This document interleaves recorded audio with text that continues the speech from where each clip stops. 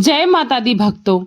हर साल चैत्र मास के शुक्ल पक्ष की प्रतिपदा तिथि से चैत्र नवरात्रि का शुभारंभ होता है और इसे गुड़ी पुड़वा भी कहते हैं। और हमारे देश में हिंदी नववर्ष की शुरुआत भी इसी दिन से होती है।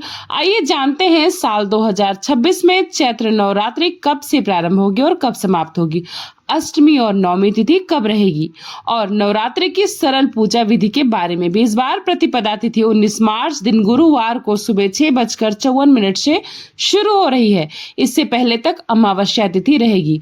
प्रतिपदा तिथि का समापन होगा 20 मार्च शुक्रवार को सुबह 4:52 से। क्योंकि गुरुवार से इस बार चैत्र नवरात्रि शुरू हो रही है, ऐसे में क्या महिलाएं इस दिन सिर से स्नान कर सकती है, यह भी आपको आगे की वीडियो में पता चल जाएगा।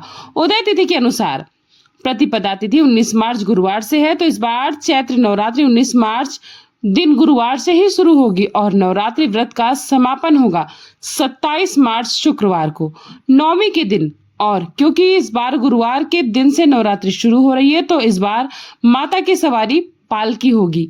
पालकी पर सवार होकर आना बहुत ही ज्यादा शुभ माना जाता है। लेकिन ऐसे में यदि भक्त 9 दिनों में विधि विधान से माता की पूजा अर्चना करते हैं और नियमों का पालन करते हैं और कथाओं का श्रवण करते हैं, तो उनके जीवन में शुभता आती है। पहले दिन कलश की स्थापना होती है, जो कि हमेशा शुभ मुहूर्त में ही करनी चाहिए। और इस बार चैत्र नवरात्रि में कलश स्थापना 19 मार्च दिन गुरुवार को की जाएगी और नवरात्रि के प्रथम दिन मां भगवती के प्रथम स्वरूप मां शैलपुत्री की पूजा की जाएगी। कलश स्थापना 2 शुभ मुहूर्त में की जा सकती है, जिसमें से पहला शुभ मुहूर्त होगा सुबह 6:54 से 7:43 तक और दूसरा शुभ मुहूर्त होगा अभिजित मुहूर्त, जो कि दोपहर 12:10 से 12:58 तक रहेगा। कलश स्थापना यदि आप सुबह के समय में कर रहे हैं तो ध्यान रखिएगा, सुबह 6:53 तक अमावस्या तिथि रहेगी, तो इसलिए अमावस्या तिथि में कलश की स्थापना करने से बचें और जो भी शुभ मुहूर्त बताए गए हैं उसी में कलश की स्थापना कर सकते हैं आप।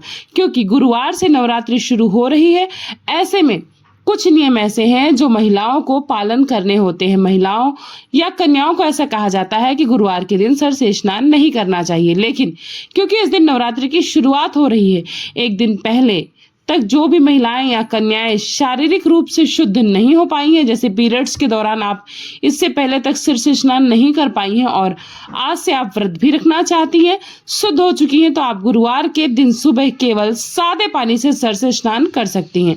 अगर संभव हो तो किसी पवित्र नदी के जल में डुबकी जरूर लगाएं, क्योंकि इस दिन अमावस्या का स्नान भी होगा। इस बार अष्टमी और नवमी तिथि को लेकर बहुत ज्यादा असमंजस रहेगा, क्योंकि दोनों ही तिथियां 2 दिन पड़ रही हैं। ऐसे में इस समय जो जानकारी मिल रही है उसके अनुसार अष्टमी और नवमी की पूजा एक ही दिन की जा सकती है, यानी कि 26 मार्च दिन गुरुवार को, क्योंकि अष्टमी तिथि सुबह 11:49 तक रहेगी। इसके बाद में नवमी तिथि प्रारंभ हो जाएगी। और अगर पंचांग के अनुसार बात करें तो नवमी तिथि 27 मार्च शुक्रवार को सुबह 10:07 तक रहेगी। ऐसे में नवमी तिथि आप 27 मार्च शुक्रवार को भी मना सकते हैं, तो यानी कि 26 मार्च गुरुवार को अष्टमी और 27 मार्च शुक्रवार को नवमी तिथि रहेगी। कभी कभी लोग क्षेत्र के अनुसार अष्टमी और नवमी तिथि अलग अलग दिन में मना लेते हैं।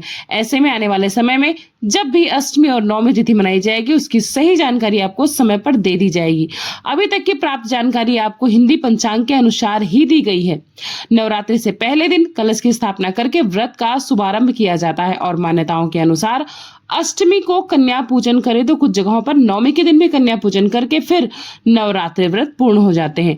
नवरात्रि व्रत का समापन हो जाता है और अगले दिन कलश विसर्जन और दुर्गा विसर्जन करके भक्त अन्न ग्रहण करके अपना उपवास खोलते हैं। यह थी आज की वीडियो और आज की जानकारी। ये जानकारी आपको कैसी लगी कमेंट बॉक्स में जरूर बताइएगा। अगर अच्छी लगी तो वीडियो को लाइक करिएगा, चैनल को सब्सक्राइब करिएगा और फ्रेंड्स एंड फैमिली के साथ जानकारी को शेयर करिएगा। मिलते हैं नई जानकारी के साथ, तब तक के लिए अपना खूब सारा ख्याल रखिएगा। Thanks for watching Purnima Keshav blog. जय माता दी, राधे राधे, जय श्री कृष्ण।